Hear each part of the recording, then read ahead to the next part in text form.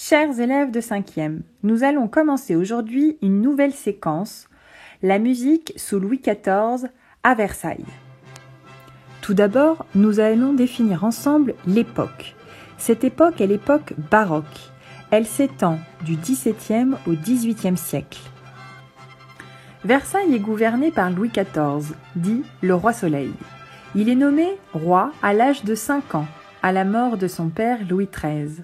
Sa mère, Anne d'Autriche, prendra la régence jusqu'à ce que Louis XIV soit capable de gouverner seul.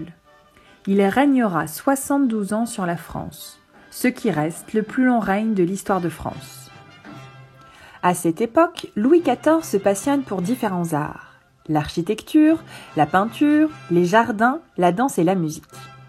À Versailles, l'administration musicale comporte 3 départements: la chapelle, pour les cérémonies religieuses, l'écurie, pour les cérémonies officielles et militaires ou les parties de chasse dans le parc du château, et la chambre, pour les menus plaisirs du roi.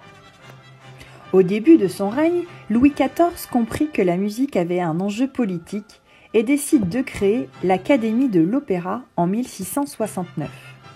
Il confie cette tâche au musicien le plus connu de cette époque, Jean-Baptiste Lully, compositeur français d'origine italienne.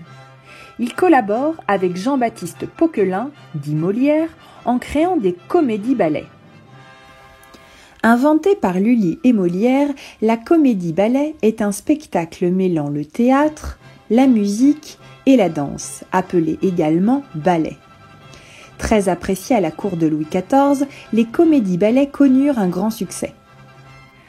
Le bourgeois gentilhomme est l'une des comédies-ballets très appréciées par la cour, racontant avec humour les déboires d'un riche bourgeois qui rêve de devenir noble. Chers élèves, je vous laisse à présent le temps de compléter votre cours envoyé par mail. N'hésitez pas à mettre sur pause afin de compléter correctement la leçon.